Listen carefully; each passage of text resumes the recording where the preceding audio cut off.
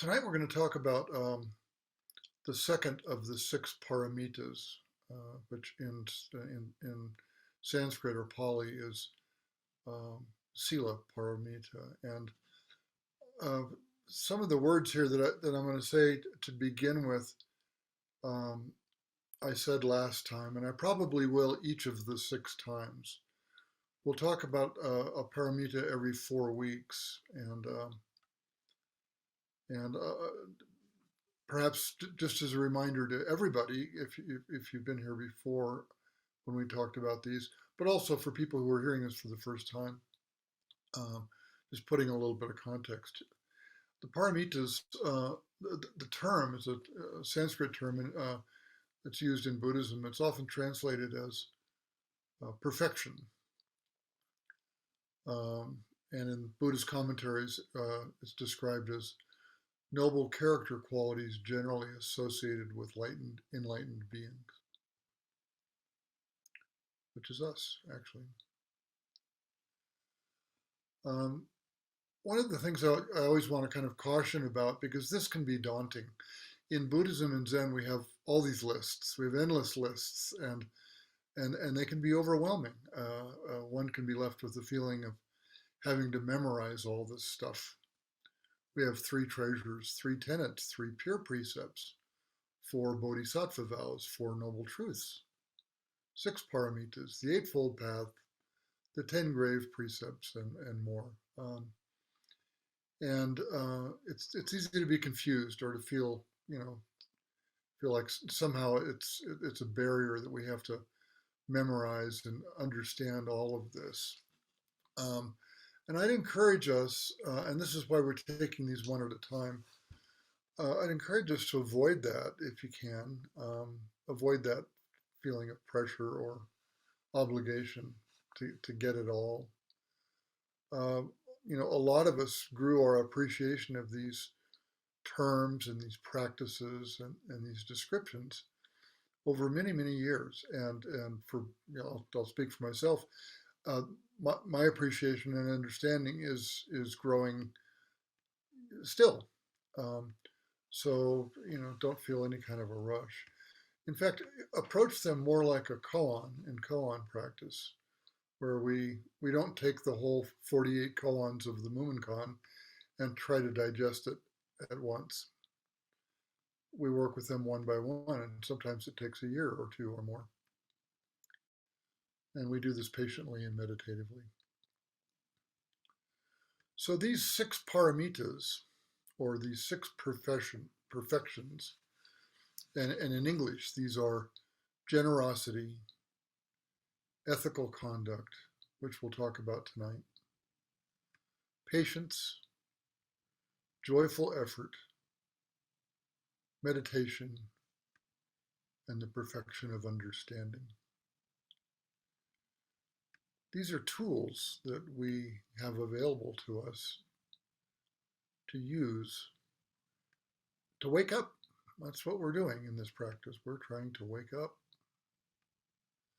We're trying to forget our small self and to appreciate the natural unity that is our life. So as such, we will never really arrive or be finished.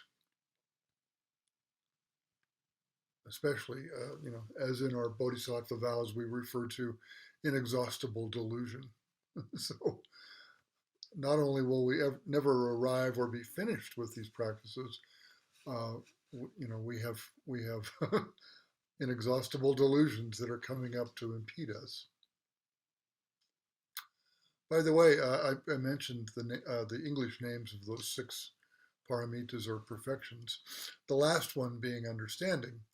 For those who sit on Wednesday mornings or have been in Zazenkai or Sesshin, we chant the Heart Sutra, which is the Prajna Paramita Shingyo. It's the Prajna Paramita. It is the Paramita of understanding. So next time you hear the Heart Sutra, it is the description of the sixth Paramita. So again, tonight I'll talk briefly the best I can through my perspective about the second paramita being Sila, or ethical conduct.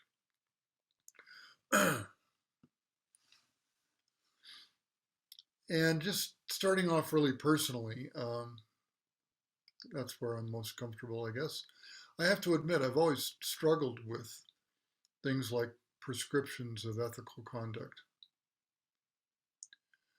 I grew up with the Roman Catholic Ten Commandments, and I learned as a kid. I mean, I went to Catholic school, so I was in church 6 days a week when I was 6 years old. And um, and I learned these Ten Commandments in Catholicism were really rather absolute. They're black and white. They were broken up into two sets. There was a set called venial sins, when you broke a commandment, and I understood those to be less bad. And when you when you broke a commandment, when you committed a venial sin, you didn't break your friendship with God.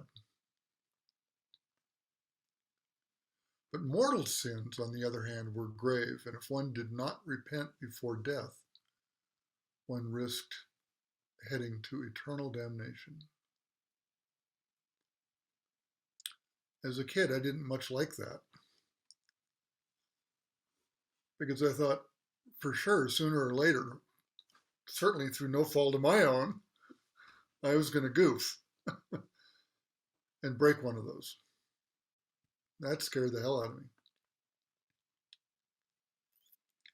When I got older, I encountered fundamentalism, and that always felt to be completely intolerant, and very often with the loudest promoters of fundamentalism having their own dark shadows. So, so just personally, I've struggled with rigid moral codes. But then we encounter this thing called Sila Paramita, ethical conduct, perfection of ethical conduct. And listen to how different this sounds. There's a course description from Upaya Zen Center in Santa Fe about, a course description for studying the Paramitas. And what they say is, it might seem like a funny kind of morality that's finally devoid of praise or blame. Not only is there no bad person or good person in it, there's no person in it. Still, what happens really happens and really matters. And seeing that what really exists is only connections and flow and love. I have a couple of quotes here I want to read because they just give such a different perspective on this notion of ethical conduct. A woman teacher by the name of Barbara O'Brien from the Chicago Buddhist Meditation Group offered this description of Sila Paramita, and this really resonates for me. Barbara said, this paramita is the enlightened quality of virtuous and ethical behavior and intentions, morality, self-discipline, impeccability, integrity, and harmlessness. The perfection of morality, she says morality, but you could say the perfection of ethical conduct, is not about living according to rules. Although there are precepts and they are important, but rather living in harmony with others. And then this final quote from Norman Fisher. Norman says, this approach to ethical conduct, far from being uptight or rigid, is a joyful path of doing what naturally flows from the fullness of our hearts.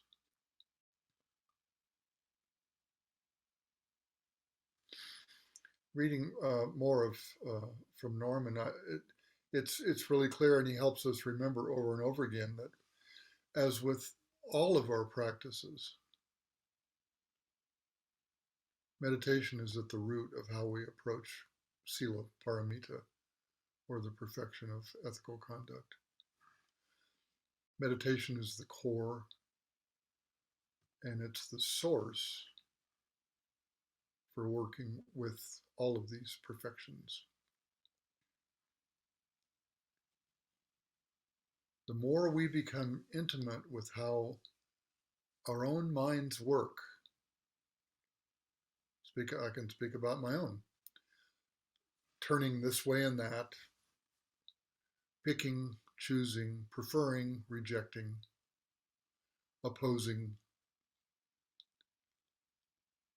At the same time, the more we get to see how alike we are with everybody else, with feet of clay.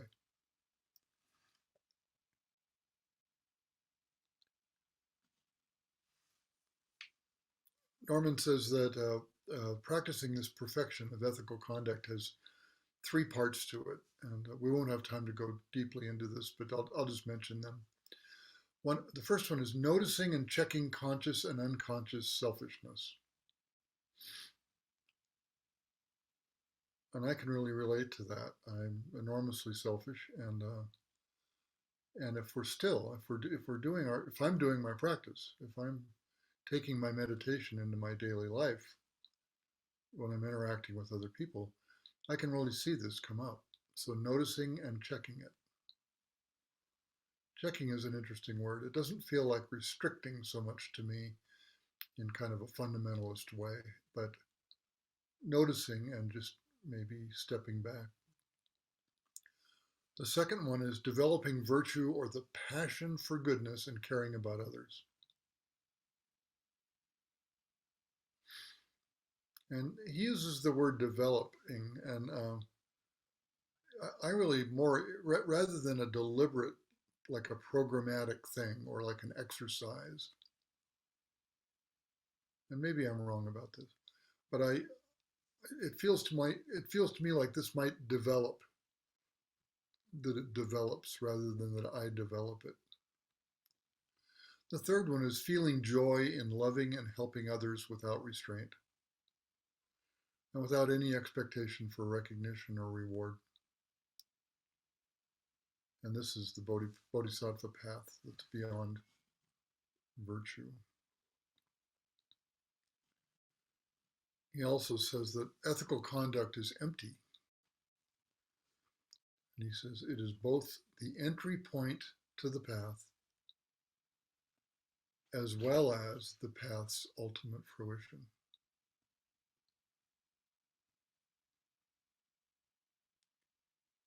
I really sat with that for a while as I was thinking about this talk. And maybe for someone else it's different. To my rational thinking process, this is incomprehensible.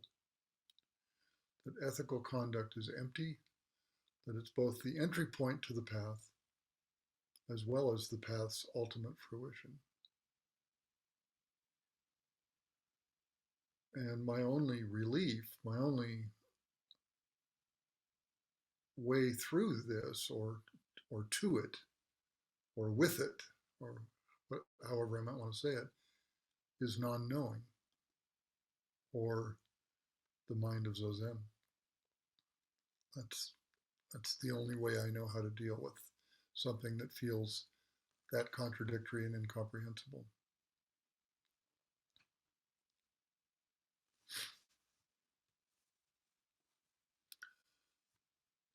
I really thought about some of this next part, whether to include it or not, but I decided I would.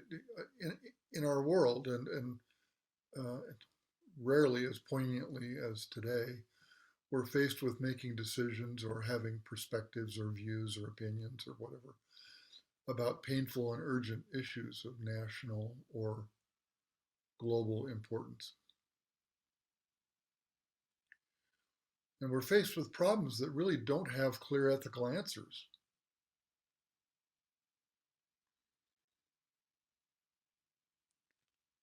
Someone else posed this question. Does not killing always mean nonviolence?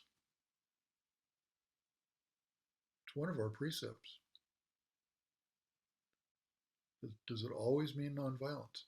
Is not taking action, allowing greater harm to be done, possibly adding to suffering?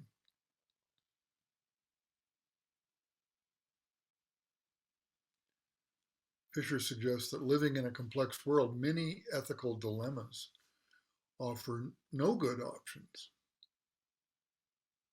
only less bad ones.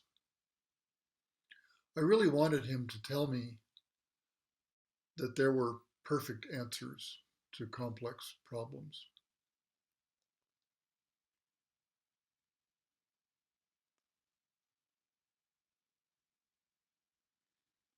There's a weary question that goes around from time to time, but it's apt today. Would you have killed Hitler?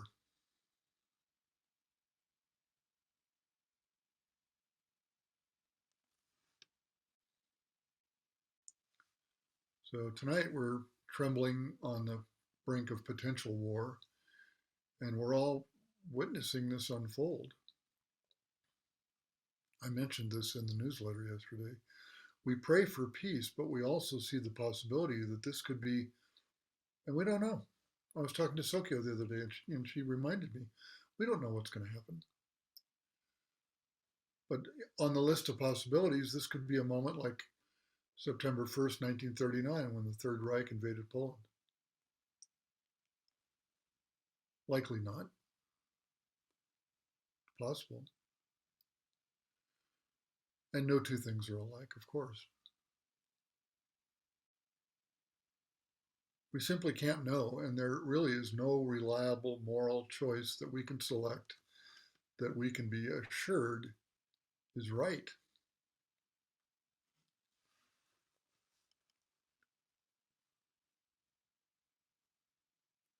Practicing ethical conduct in this way, in the realm of emptiness and the unknown, there might be a lot of other words here you could put in this list. It leaves us flexible, perhaps, open, if we are open to it, soft, forgiving, versus confident and righteous.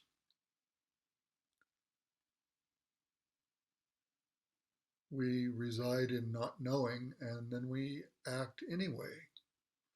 This really is, and maybe I say this further on down, but this really is purely three tenets practice: not knowing, bearing witness, and then taking compassionate action. It's said that ethical conduct itself is empty, that in the most absolute sense, there is no hurting, no one to hurt, and no one to be hurt.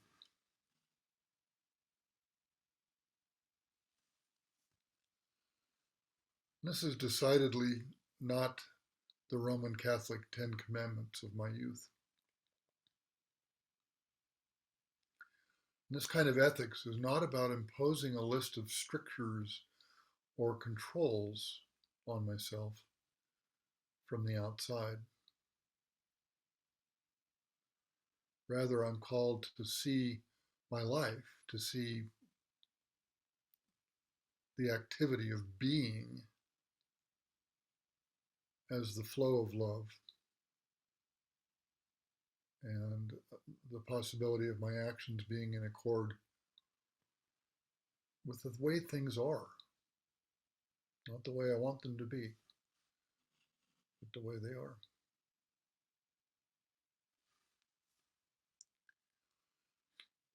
I looked at Dogen Zenji, um, who was really the founder of the Soto school in the 13th century in Japan. And for him, regarding this paramita, this perfection of ethical conduct, speech, interestingly, was a key. And I love what he said. He said, "You should speak to sentient beings as you would to a baby." I love that as a lifelong prescription. Boy, if we did that in our civic life. And then he also said, kind speech has the power to turn the destiny of the nation. And I just found it fascinating that Dogen was talking about not, forget the self, not my personal practice, not, you know, how to do Zazen, but really he referred to the nation. And I don't think for a minute that he was exaggerating or being metaphorical or sentimental when he said that. So I so appreciated Dogen's encouragement, to bring this practice home, um, to experience it in my life, in my body, moment by moment,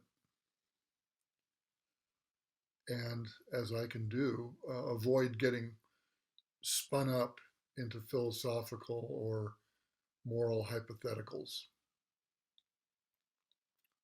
Would you have killed Hitler? I don't know.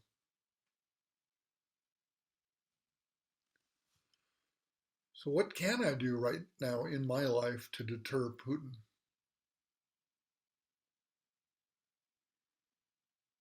Most likely nothing.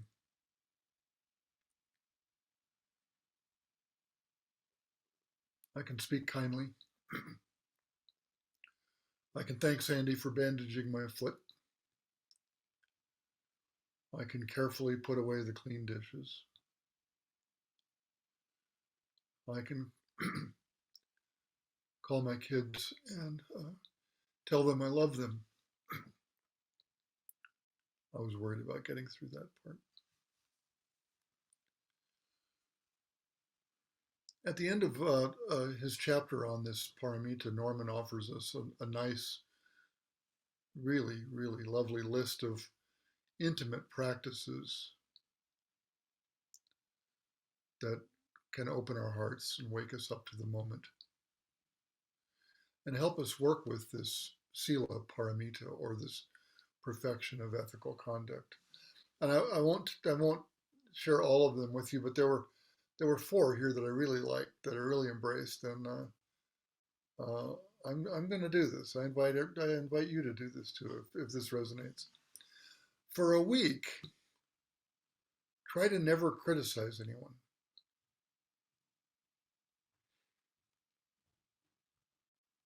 That might seem easy if it's people who are physically or relationally right in our lives. But what about the guy on TV? That's where I get stuck. For a week, consciously speak kindly to everyone, saying how much you appreciate them and why. Specifically, why.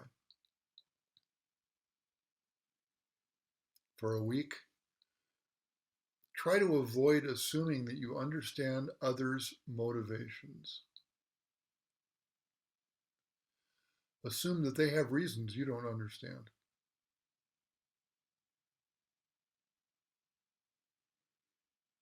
This is a real pitfall for me, and you know, I see it elsewhere too. We have sort of a tendency towards amateur analysis of our friends and family and their motivations, but we really don't know, do we? And then finally, also for a week, whenever I love this, also for a week, whenever something happens that you dislike, say to yourself, yes, this is how it is, rather than the other things that I often say that I won't repeat here. So thank you for listening to this. To wrap this up, we practice this perfection of ethical conduct moment by moment, breath by breath, with an open heart and an empty mind, not knowing what happens next, open to all of it. Yes, this is how it is. Assured of our fallibility and with intimacy and appreciation for this life.